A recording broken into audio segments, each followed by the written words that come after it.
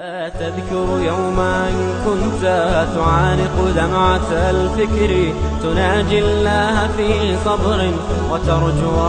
بريسان سينا ديليسي أوليري جامو كتاب سا إسلام از كروس رود فول سديتر تكنجي oduun gootonni muslimaa bebbeekamoon dur warri waan amanarra cuccusan addunyaa tana keessa naanna'uudhaan qara seefiitiin islaamummaa dirqamaan nama fudhachiisanii fi wallaansoo godhuudhaan biyyoota hedduu cabsanii injifatan oduun jettu sheekoo dharaa takkaa oduu durii ta'amanuufuu nama dhibdu akka taatee fi toorri seenaa barreessurra deddeebi'uudhaan haasawaan akka taate seenaan ifa gootee jirti jedhe. Duba seefiitame ree nuti musliimoonni biyya Speen waggaa 800 bulchinee jirra. Dalagaan irraa eegamtuun daleen dhaamsa islaamummaa akka gaariitti warra musliman ta'in biraan hin geenye. Booda irratti waraanni masqalaatii fi kiristaanonnis dhufanii uummata muslimaa lafarraa haxaawan. Hanga garummaan takka taazaanii godhamuuf lafarraa dhabamtu takkatti. Yoo seenaa ka dubbistan taate amantiin humnaan babal'atte amantii kiristaanaati. Yoo seenaa dubbistan namoonni dhibbeessa hedduun lakkaa'aman maqaa kiristaanummaatiin ajjeefamanii jiran. Dubarraan tana uummatuma kanaatu as deebi'ee amantiin islaamaa seefiin babal'attee nuun ja'a. Nuti musliimoonni lafa arabaa tan waggoota 1,400 dabraniif nuutu bulchaa jira. Waggoota muraasaaf Biritishoonni dhufanii turan, waggoota muraasaafis Faransaawonni dhufanii turan. Ta'us garuu akka waliigalaatti waggoota 1,400 dabraniif musliimootaatu lafa arabaa tan hoogganee bulchaa jira. Akkasuma wajjinuu har'aan tana araboota kiristaana kooptikii ta'an miliyoona 14tu dachii tanarra jiraachaa jira. Coptic Christians takkaa'u kiristaana kooptikii jechuun kiristaanota gaafa durirraa kaasee turan jechuudha. Kiristaanonni kooptikii miliyoonni 14 kun amantiin islaamaa akka seefiidhaan hin babal'atiniif ragaa guddaadha. Akkasumatti illee ragaa bahaa jiran. We Muslims, we ruled India for more than 1,000 years. Nuti musliimoonni Indiyaa waggoota 1000 bulchinee jirra. Silaa jijjiiruu feene lammiilee Indiyaa takka takkaan seefiidhaan isaan hundaa'u islaameessuu dandeenya ture. Garuu nuti akkas hin goone. Arraan tana lammiileen Indiyaa parsantiin 80 ol muslimaa miti. Namoonni musliman ta'in parsantiin 80 kun amantiin islaamaa akka seefiidhaan hin babal'atiniif ragaa guddaa fi ragaas bahaa jiran. Arraan tana biitii musliimoota lakkoofsaan hedduu qabaachuun beekamtu Indooneeziyaadha. Duuba waraana yookiin loltoota muslimaa kamtu gara Indooneeziyaa dhaqe. Waraana takkaa loltoota muslimaa kamtu gara Maleeziyaa dhaqe. Uummanni Maleeziyaa parsantiin 50 ol muslima. Waraana muslimaa kamtu gara qarqara galaana baha Afrikaa dhaqe. Seefiitamiin yoo waan kanaafis Toomaas Kallaayil deebisaa kannee jira. Hayyuu seenaa beekamaadha innis warra Awuroopaati. Kitaaba isaa hammata duree On Heroes, Hero Worship and the Heroic in History joo keessatti goota kiyyee jechuudhaan Nabi Muhammad sallallahu alaihi wasallam durarra kaayee barreessee jira. Kitaaba On Heroes, Hero Worship joo kana keessatti akkana jee. Seefiitam dura seefii ta'e barbaadu qabda jee eegale. Seefii ta'e isaa harkachuu dandeessa.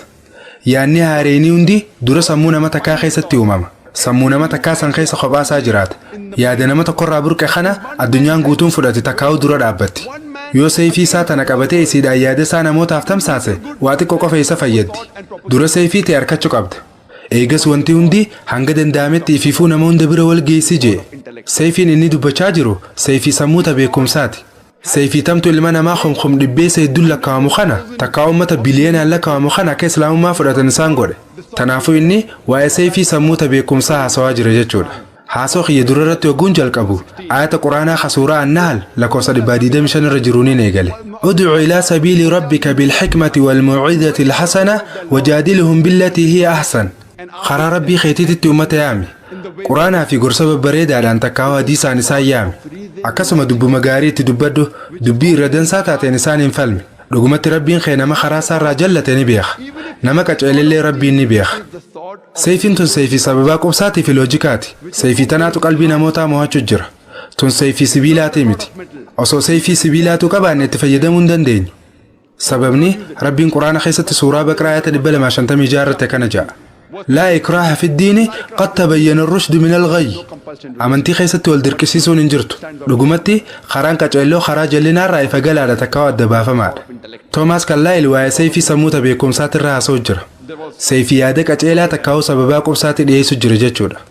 سرفي يخين قرنو تكاتو قداميتوري. قرنو تونس كتابي تكاو مسعيتي ريدرز دايجس مجازين جامون قبي فهمته كتاب المناك يربوك جام خبر خرسة جل سديتمي جامت أن فمخيس بري فهمته جرت. أكاسم بري فهمنخن متن صديرة تكاو كتابي بلين تروز مجازين جام خيستيس الردي بيمي متن فميجر. قرنو تونس ببلتشو أمانتيلي غرقدو الدنيا تنا دبلاد فورتي ججيرة موقاش أنتم خيسم ملترت يفتي. jijjiirama bara 1934 irraa hanga 1984 jidduutti argame irratti xiyyeeffatti. Akka qorannoo saniititti amantiin haalaan babal'achuudhaan sadarkaa tokkoffaa irratti argamte amantii Islaamaati. Parsantii 235 dabalte. Christianity. Amantiin Kiristaanaa immoo parsantii 47 qofaan dabalte. Asirratti gaafii laaftuu nan gaafachuu barbaadu waggoota 50 kana keessa jechuun bara 1934 hanga 1984 jidduu lolahamtu godhameeti akka namoonni dilli kumaatamaan lakkaa'aman kun amantii Islaamaa fudhatu isaan godhe. Lolahamtu godhame hoo? Arraan tana amantiin saffisaan Ameerikaa keessa guddachaa jirtu amantii Islaamaati. Amantiin saffisaan Awurooppaa keessa guddachaa jirtus amantii Islaamaati. Ammaas gaafii nan gaafadhu eenyutu Ameerikaanota kanaa fi Awurooppaanota kana amantii Islaamaa fudhachuu irratti isaan dirqisiisaa jira? Seefii tamiyoo? Yeroo ammaan tanaa miidiyaaleen hedduun amantiin Islaamaa dubartoota cunqursiti jedhanii Islaamummaa irratti olola bananii wareersaa jiran. Namoota Ameerikaa fi Awurooppaa keessatti Islaamummaa fudhachaa jiran keessaa harki 2/3 yookiin harki 2/3 dubartoota akka ta'an ni beeytanii? Yoo amantiin Islaamaa ka dubartoota cunqursitu taate dubartoonni Ameerikaatii fi dubartoonni Awurooppaa maaliif amantii Islaamaa fudhatarree? Eenyutu isaan dirqisiisu jira? Khaleessa takkaa'uu guyyaa khalee maashaallah dubartii warra lixaa takka shahaadaa qabattee islaamoytee jirti. Maashaallah. Dubbii eenyutu isii dirqe? Seefii fayyadamnee jirraaree? Seefii itti qabanneeree? Nuti seefii sammuuta beekumsaatiif fayyadamne. Seefii sababa quubsaa fayyadamne. The sort of reasoning. Gaafii amantiin Islaamaa seefiidhaan babal'atte jettu tanaaf deebisaa kannee goola bunduratti jecha Adam Pearson jee tokko isinitti himuun barbaada. Adam Pearson akkana jee namoonni niwukilarii waraanaa gaaf tokko harka Arabootaa seenuuf ta'a jedhanii yaaddawaa jiran. Wanti isaan hubachuu dadhaban yookiin wanti isaan wallaalan boombiin Islaamummaa boombiin nagaa eega darbamte yookiin dhukaafamte turtee jiraachuusiiti. Gaafni isiin darbamte guyyaa ergamaa Rabbii sallallahu alaihi wasallam dhalatanirraa jee. It fell the day Prophet Muhammad, peace be upon him, was born.